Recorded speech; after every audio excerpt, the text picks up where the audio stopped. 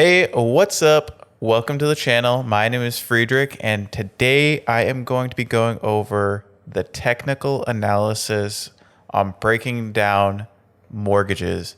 In today's video, I'm going to be breaking down how much you need to make to live comfortably in a $300,000 house. Today is August 27th, 2022, and right now, the average cost of a home is $428,000. Unless you are absolutely killing it, I would not suggest going to that upper range. $428,000 is quite expensive. I will show you just how expensive even just a $300,000 house is. $300,000. I know for some of you that sounds like a lot. And $300,000 is a significant amount of capital that people don't just have lying around. Like, this isn't a frivolous thing that you can just jump right into willy-nilly. You have to be methodical about it. You have to, do your homework on what you can truly afford. You do not want to go cash poor. I am currently in the process of buying my first home.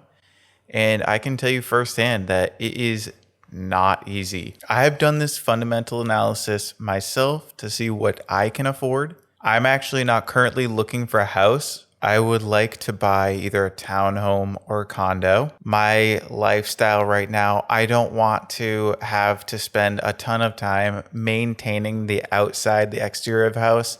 I don't mind cooking, cleaning, doing the inside, but if I can leave the exterior maintenance to a minimal or even have the HOA entirely, cover all of what I need, that is personally better for me. It might be better for you as well. If you have a busy lifestyle, a lot of people just can't throw around a couple hours a week in maintenance like that. It can add up, and cost wise it can add up as well. You need a lawnmower, you need a whole bunch of different things, so all of these little costs add up over time. I have written out a reasonably comprehensive Excel sheet. I went over the purchase price of a $300,000 home. Okay, so 300 grand, it will get you most likely in, an average space, about an 1,800 to 1,900 square foot property.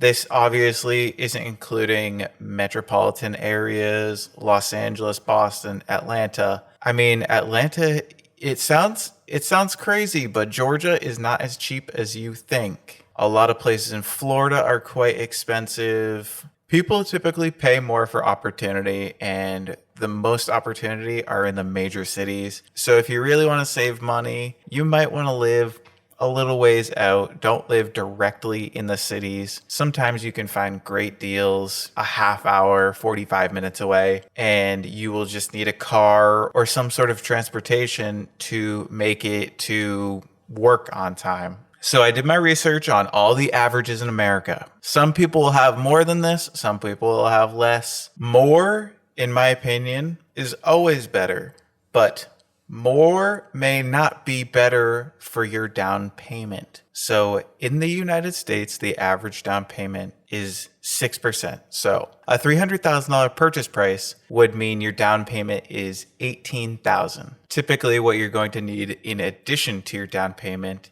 is your closing costs. This is your filing fees, your taxes, all of those things you pay in a lump sum, and it's typically around 4% of the purchase price. So we're talking around $12,000. The more expensive the house, a lot of the times this does go up because there's so much included in the closing cost. So just equate for about 4 to 5%. Some areas are cheaper, some are a lot more expensive, but you just want to make sure that you have enough to cover it. Next is your out of pocket. Right away, you need $30,000.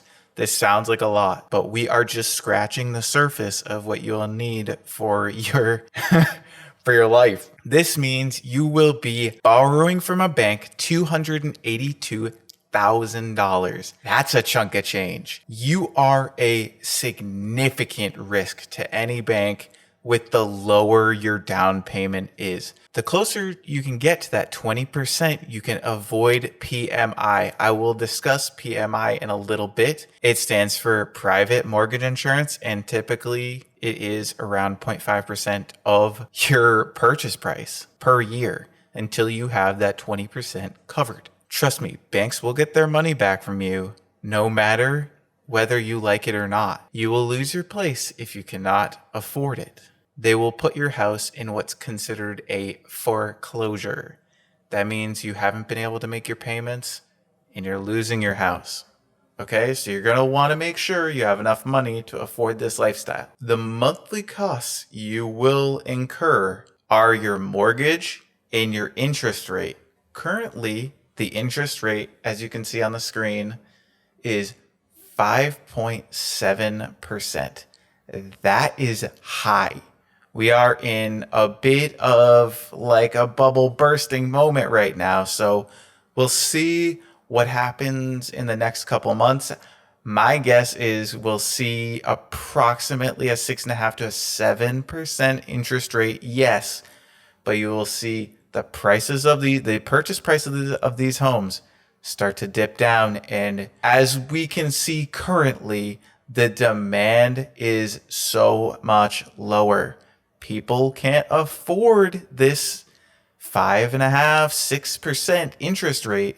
It doesn't make sense for a lot of people. They aren't thinking big picture. You should be able to budget your purchase price and interest rate. And then when you want to go and refinance, you should be aiming in the future to secure yourself an interest rate of below 3%. That will be significant savings. That equates in a $300,000 house like this. If you have your PMI taken care of, say you have some equity in the house, about 25%, and you want to go refinance to a lower percentage, you'll save probably up to $400 a month.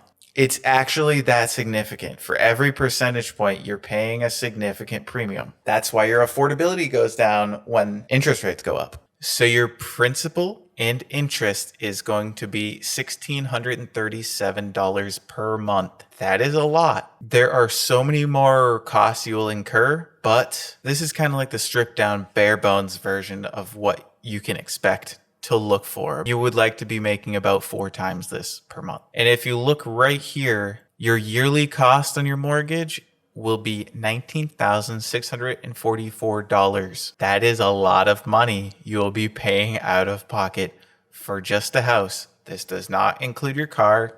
This does not include anything but your house. This is a investment in your future. Next, you're going to want to look at your property tax. So property tax typically in America is 1.1%. And in our case of our purchase price being $300,000, that would equate to $3,300 a year or $275 a month. This is something that the state will take from you because they can.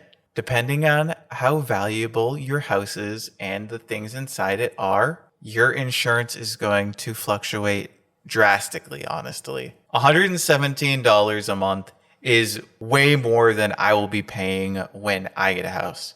The stuff that I own, I got good stuff, but it is not worth for me to get $1,400 a year in insurance. But that's personally me. I won't even be spending $300,000 on a house. So, I mean, for me, this isn't really where I'm at. I can't even justify it. Next, we're going to be talking about that private mortgage insurance earlier. So if you do not have 20% equity in your home, you'll be paying a 0.5 on average. Like this is all based on the US average, a 0.5 average percentage that is of your purchase price. This is to make sure that the bank is getting their money and getting their money at a premium, because if you don't have 20%, typically they trust you significantly less with the money that they give you, because the people that don't have 20% are usually the people that default on their payments, have late payments, or go into foreclosure at the end of the day. So they want their money and they want a total of $1,500 a year extra. This is on top. This is for nothing. This is because they can. This is paid straight to the bank, and it's basically just an FU every month. I hate it as much as you do. I will personally be taking PMI because right now, at the current interest rate, doesn't make sense for me to put that 20% down, because in 3 years, I am going to be refinancing myself to a better interest rate. So I'm actually going to be putting 10% down. I have the 20% ready for the down payment. I just cannot justify putting 20% down and then refinancing in the future. Doesn't make any sense to me. You guys get a extremely high interest rate, over 6%. I would not suggest putting down more than 10%, but that's just me. I'm willing to take that, $100 hit every month. I was talking to my lender and they quoted me at $85 per month. I'll take that any day of the week. That's not bad. It's a subscription that I'd rather not pay, but in 2 or 3 years, my mortgage payment is going to be dropping anywhere from $300 to $500 because of the equity that I'm going to be putting in, and I'm going to be refinancing to a significantly better rate. I may even refinance into a 15-year. That's what I'm thinking. If you can get into a 15-year, if you're making a ton of money, get a cheaper house and get a 15-year. You'll be paying considerably less in interest, but if you don't got it like that, it's not worth it. You're better off just paying ahead of time, paying double, whatever. You want to make sure that you can afford it every month, every year for 30 years. Think about this long and hard. You do not want to be cash poor at the end of the day. All right, let's move on to utilities. So utilities include electricity, water, trash, anything that you incur monthly besides, I would say, your ISP, your internet service provider. I would usually put that in a different bracket because it's not technically a necessity, but in the 21st century, essentially it is. A lot of people have, remote jobs.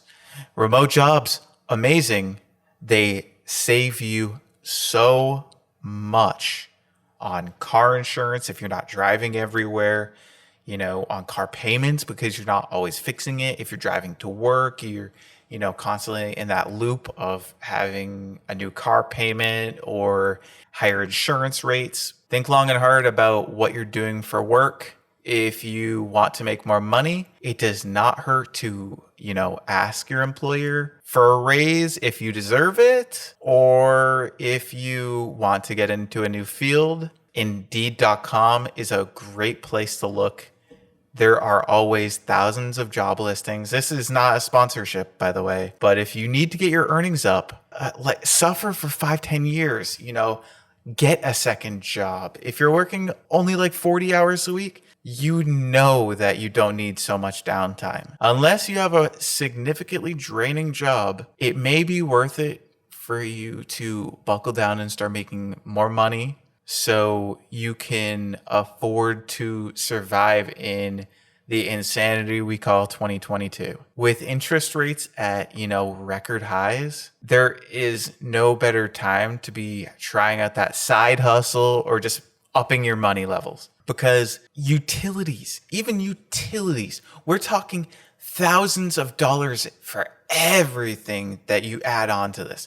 $19,000 a year for principal and interest, $3,300 a year property tax, $1,400 a year insurance, $1,500 a year PMI, $2,400 on average for utilities. And the larger size your house is, the higher the electricity bill is, the higher the water bill is. Say you have kids, that water bill is going to be higher. If it's, a dink family, dual income, no kids, you might be saving some money there on utilities. Like, I don't have any kids. I don't have any animals. I've got nothing besides me and my fiance. And, utilities are most likely not going to be this high for me. I'm not joking. Like, to me, that looks like a lot. And that equates to about $200 a month.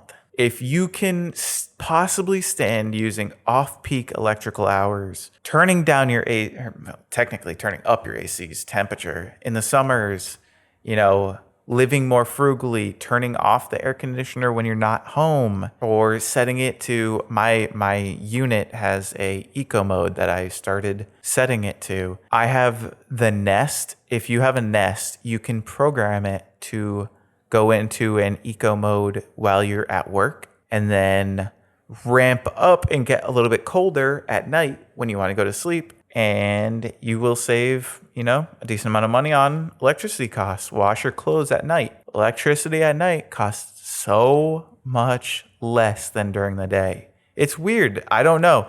Personally, I like when the AC is cranked at night. I can't stand if it's not 68 degrees in the room. Is that unnecessary? Yeah, I've got a 1-bedroom apartment. It makes sense for me. I know what I can afford. I did the math. If you think all this math is crazy and unnecessary right now, I've done this math for every single purchase price of every home I've looked at, and I have looked at dozens of homes at this point. Internet service provider, your internet. Typically, your average cost will be about $60.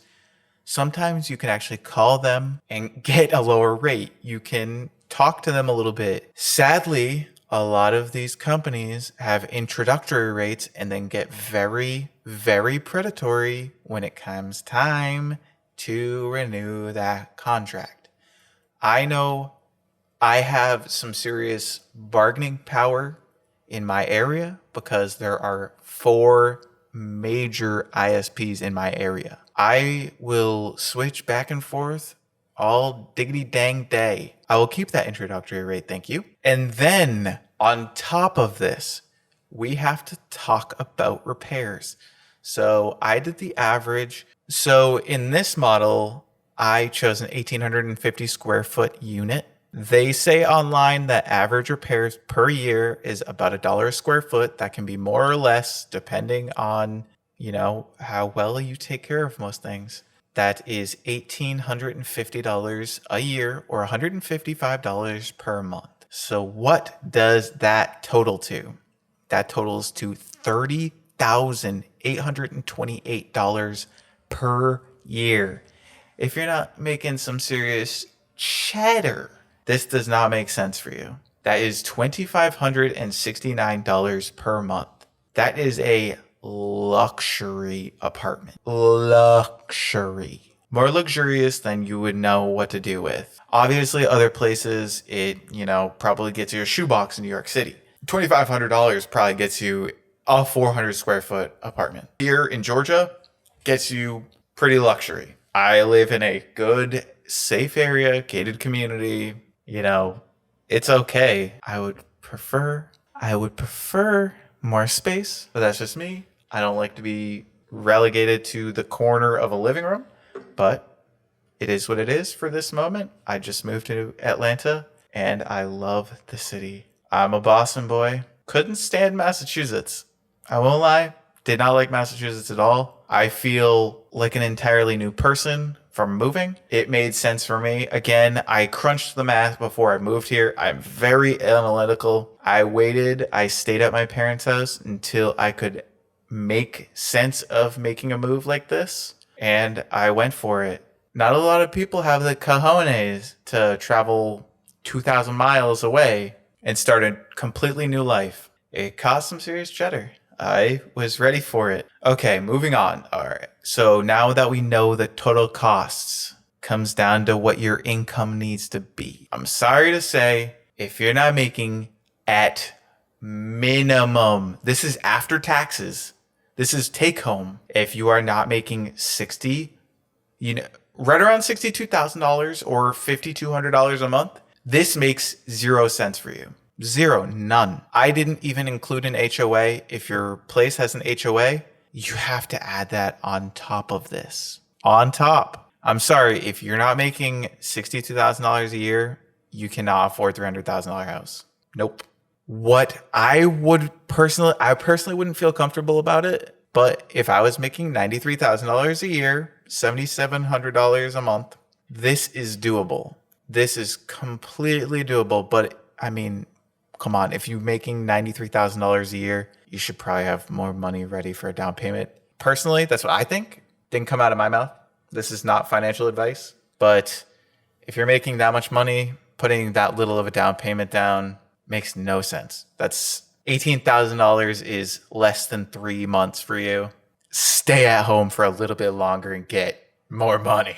If I'm being totally honest, you're going to want at least 75K in the bank. I haven't even discussed what you're going to want for an emergency fund, and you're not going to like it. It's scary. I would say if you had less than this for an emergency fund, you are going to be screaming. 90. Okay, so that's 33%.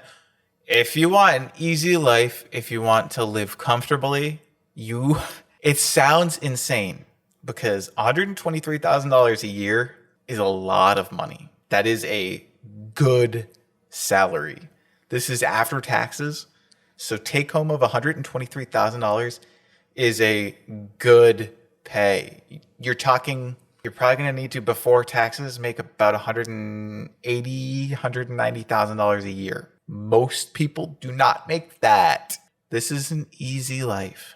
If you're making $123,000 a year, that's $10K a month. We're talking 6%. That is less than 2 months. If you couldn't live at your parents' house for an extra 2 months, I'm sorry. Not everybody gets that opportunity, but still, even if you're in a, say, $1,000 a month situation in an apartment, just stay there for a few more months. Save, and then save more, and then add a Roth IRA on top of it. I'll talk about Roth IRAs in a different video, but save for your down payment. Most people don't understand. All right, so next off, I'm going to talk about your emergency fund. I don't think this is enough of an emergency fund to be sustainable. This doesn't make total sense, but we're here. $15,414 would be 6 months of home essentials. This is stuff you have to pay every single month. This is something you have to pay every month. This is not considering food. So if you have a $600 a month food habit, I'm sorry, you need to make more money and you need to save more. This is bare essentials for just your house. This does not count your car's insurance, your food habits, any of that. If you want to equate that into the conversation, you may be looking at $25,000 for a 6-month emergency fund. That's somewhere I feel more comfortable with. That's what I would like to keep for my emergency fund. I'm willing to negotiate down a little bit if it means I get more equity in the house and if I can get a better interest rate, whatever. But an emergency fund of, I would say, minimum $15,000. If you're going with a $300,000 house, you're talking out of pocket $30,000 plus having this emergency fund before you get into a house. $45,000 minimum. I would not suggest going any lower, any leaner than that, especially in an economic recession. We are 100% already in an economic recession. There's no way inflation would be at such a preposterous rate if we weren't. I know everybody's saying, oh, we're headed to one. Once you know it's a recession, it's already over. The only way to see it is to look back. 2008 economic crisis. That was a gnarly recession. A lot of people are kind of doing the correlations between 2008 and now. Personally, I don't see home values dipping that much. I see in the future of the next 1 to 2 years about a 10% reduction in, purchase price, because you do have to take into account that houses are less desirable when interest rates go up. It is what it is. So house prices need to come down. There's going to be less competition in the future. You're not going to be bidding over $40,000. We went to one house. We put in over asking bid. This house was $265,000. We bid to $75,000 and we were outbid $25,000. The house was bid to $300,000. Now, if that makes any sense to you, I'm sorry, but you're insane. This was an all cash offer from an investor. And then you want to know what happened? It fell through. And then they were crawling back to us. Oh, we'll take your $275,000. I'm sorry. It's now 240. The real estate market's not what it was a couple months ago. And that house is still on the market today. That was 3 months ago. They're sitting a lot longer than they were. The average sitting time for a house is now 14 days and not 3. If you would like me to evaluate any other purchase price for what I recommend you make, obviously not financial advice, but if you would like me to evaluate any other purchase prices, say 450, 500, $1 million, how much you need to make to afford $1 million home. If you want to know, in the comments section below, I will break it down. Probably not in this much detail. I feel like I went over everything excessively. But if you like this, make sure you leave a comment down below. Tell me, what you want to see. I've really started to, think about investing in real estate in the future, possibly starting to get rental homes. Fingers crossed, fingers crossed. That's in the future, obviously, a couple years away. I want to make sure the interest rates and everything makes sense at that point. Make sure the purchase prices, everything makes sense at that point to cash flow properly. But yeah, it would be so sick if you could subscribe, like, and I'll see you in the next video. Peace out.